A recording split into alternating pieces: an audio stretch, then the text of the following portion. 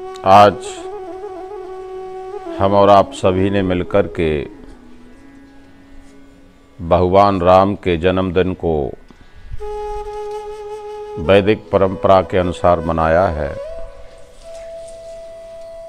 और उसका स्वरूप यज्ञ है, क्योंकि वैदिक संस्कृति का विधान है कि जितने भी पर्व त्योहार जो भी मनाए जाते हैं वो यज्ञ के माध्यम से मनाए जाते हैं।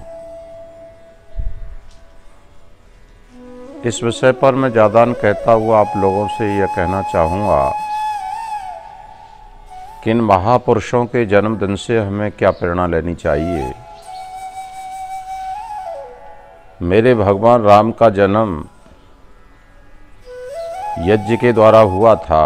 आप सब लोग जानते हैं, महाराजा दशरथ के जब कोई संतान नहीं थी तो मंत्रणा की गई थी और मंत्रणा करने पर श्रृंग ऋषि को बुलाकर के पुत्रेष्टि यज्ञ किया गया था और उसके पश्चात ही भगवान राम का जन्म हुआ। कहने का भाव यह है कि मेरे राम का जन्म यज्ञ से हुआ था और भगवान राम थोड़े बाल्यावस्था से थोड़े ही ऊपर उठे थे। कहना चाहिए कि भगवान राम ने सर्वप्रथम धनुष की टंकार को यज्ञ की रक्षा के लिए उठाया था, अर्थात उनके जीवन में यज्ञ समाया हुआ था। अनेक प्रेरणाएं, अनेक प्रसंग राम के जीवन से हमें मिलती हैं। त्रेता युग की कहानी कितनी महत्वपूर्ण होती है। मेरे राम का जन्म यज्ञ से होता है और इसके साथ साथ हम उसकी दिनचर्या को देखते हैं। राम की दिनचर्या को देखते हैं, माता कौशल्या की दिनचर्या को देखते हैं, राम पत्नी माँ सीता की दिनचर्या को हम देखते हैं तो पता लगता है कि पदे पदे उनके जीवन में यज्ञ था। मैं आपको ले चलता हूं उस प्रसंग की ओर जिस समय राम का राज्याभिषेक होने को है। प्रातः काल की बेला है। इससे पूर्व मैं कहना चाहूँगा कि जैसे घोषणा कर दी गई कि कल प्रातः राज्याभिषेक राम का होगा, तो राम यह विचार करते करते सोते हैं। कितना विस्तार था, कितना विचारों में यज्ञ समाया हुआ था। रात्रि के समय जब राम सोते हैं तो उनका विचार आता है कि जन्मे एक संग सब भाई, भोजन शयन लेर ललकाई, करण वेद उपवीत विवाह, संग संग बहेउ छाहा, विमल वंशी है अनुचित एकू, और बंद बिहाय बढ़े अभिषेकू।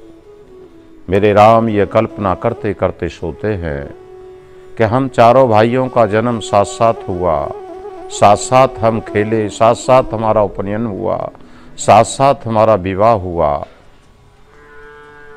परंतु इस रघुकुल में एक ऐसा नियम चला आ रहा है कि कल प्रातः होते होते मेरे शेष 3 भाई छोड़ दिए जाएंगे और मेरा अभिषेक होगा।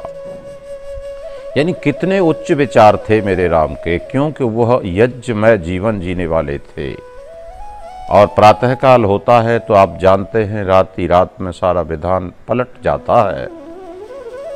फिर अभिषेक न होकर के उन्हें वन का राज्य मिला और वन का जब राज्य मिला तो माँ कौशल्या से आज्ञा लेने पहुंचते हैं। तो मैं आपसे वो बात कहना चाहता हूं कि उस समय राम माता कौशल्या क्या कर रही थी। अर्थात उस समय जैसे ही महल में पहुंचते हैं तो राम माता कौशल्या अग्निहोत्र कर रही थी। जो आपने इस यज्ञ को किया, इस यज्ञ को कर रही थी। इसका प्रमाण अगर हम वाल्मीकि रामायण से पूछते हैं तो वाल्मीकि ऋषि लिखते हैं, साक्षोम वशना हृष्टा नित्यम व्रत परायणाम, अग्निम ज्योति स्मृता मंत्रवत कृत मंगला। वो कौशल्या माँ रेशमी परिधान पहने हुए यज्ञ कर रही थी। अर्थात राम माता कौशल्या यज्ञ से ओतप्रोत थी। और इससे आगे हम चलते हैं, छलांग लगाते हैं। माँ सीता रावण की कैद में है हनुमान उसकी खोज में गए हैं, कहीं पता नहीं लगता है, हताश और निराश हो जाते हैं, विवश हो जाते हैं। सायंकाल होने को होता है और मन ही मन ये सोचते हैं कि मैं वापस राम से क्या कहूँगा। तो यकायक उन्हें एक शुभ जल वाली नदी दिख पड़ती है। हमारी आर्यों की दिनचर्या, हमारी प्राचीन काल के लोगों की दिनचर्या कितनी प्रबल थी, कितनी महान थी, कितनी उच्च थी, कितना आदर्श था। और हनुमान के मस्तिष्क में एक विचार कौन जाता है, सोचते हैं कि अगर सीता माता अशोक वाटिका में है और जीवित है तो निश्चित ही सायंकाल के समय संध्या करने के लिए आएंगी। हनुमान वहाँ प्रतीक्षा करते हैं, बैठ जाते हैं। जैसे सूर्य अस्ताचल की ओर जाता है तो माँ सीता राक्षसियों से घिरी हुई संध्या करने के लिए आती है। कहने का भाव है कि इसका प्रमाण अगर आप चाहते हैं तो तुलसी दास के अतिरिक्त वाल्मीकि ऋषि ने इसको बहुत सुंदर शब्दों में कहा है। संध्या काल मनुष्यामा ध्रुमेश्यत जानकी नदी चेमाम शुभ जलाम संध्या अर्थे वर वर्णी।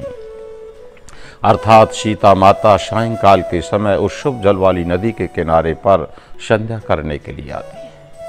कहने का भाव है कि माताओं, आप पहले संध्या करती थीं, यज्ञ करती थीं, यज्ञोपवीत पहनती थीं और सारे कर्म को आप जो है एक आरित्व के भाव में करती थी।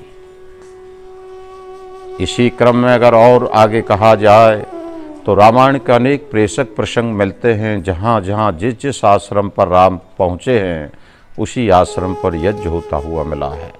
चाहे वो भारद्वाज का आश्रम हो, चाहे अत्रि ऋषि का आश्रम हो, ऐसे आश्रमों में पहले शिक्षा ली जाती थी। इसलिए मैं कहना चाहता हूँ कि आप कोई भी अपना पर्व मनाते हैं, त्यौहार मनाते हैं, महान पुरुषों का जन्मदिन मनाते हैं तो हमें अपने यज्ञ से जुड़ना चाहिए। यज्ञ को हमें अपने जीवन में लाना चाहिए, क्योंकि जितने भी महापुरुष हुए हैं उन्होंने इस यज्ञ को अपने जीवन में अपनाया है। आज हम भगवान राम की बात कर रहे हैं, चाहे हम भगवान कृष्ण की बात करें, कृष्ण के जीवन में भी पदे पदे यज्ञ था। जिस समय भगवान कृष्ण हस्तिनापुर जाते हैं, सायंकाल हो जाती है, रथ रुकवा देते हैं और रथ रुकवा करके वहाँ ब्रह्म यज्ञ करते हैं, संध्या करते हैं। अवती रथातूणम कृत्वा शौचम यथा विधि रथमोचन आदित्य संध्यामुपविवेशः। जब आप महाभारत के अंदर उनका चरित्र पढ़ते हैं, जीवन चरित्र पढ़ते हैं, तो वहाँ पर महर्षि व्यास ने लिखा है कि सायंकाल होने पर रथ रुकवा करके जो है वो संध्या आदि करते हैं। अर्थात भगवान कृष्ण के जीवन में भी संध्या, ब्रह्म यज्ञ, देव यज्ञ ओतप्रोत था। इसलिए मैं कहना चाहता हूँ कि आप लोग यज्ञ से जुड़ें, आप अपने जीवन में यज्ञ को लाएं।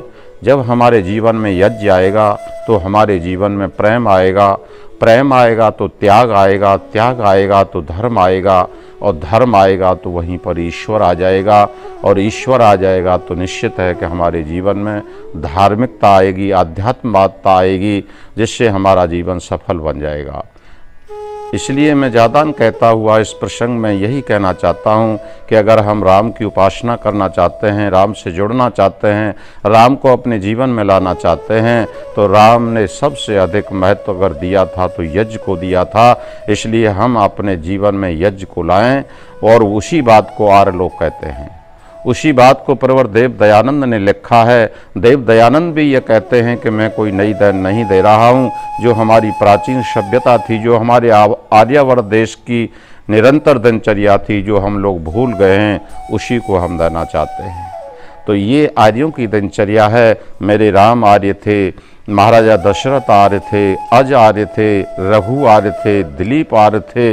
इक्ष्वाकु वंश में जितने भी राजाओं की श्रृंखला चलती चली जाती है, आप ब्रह्मा से लेके मनु से लेके ये सारे लोग आर्य थे, और इनकी दिनचर्या उस प्रकार से थी जैसे कि एक आर्य की होती है, एक श्रेष्ठ पुरुष की होती है। इसलिए मैं कहना चाहता हूँ कि अगर तुम इक्ष्वाकु वंश के राम को आज पूजन करना चाहते हो, घर घर उसे बिठाना चाहते हो, तो आप लोग यज्ञ से जुड़ें और अपने जीवन को यज्ञ में बनाएं। धन्यवाद।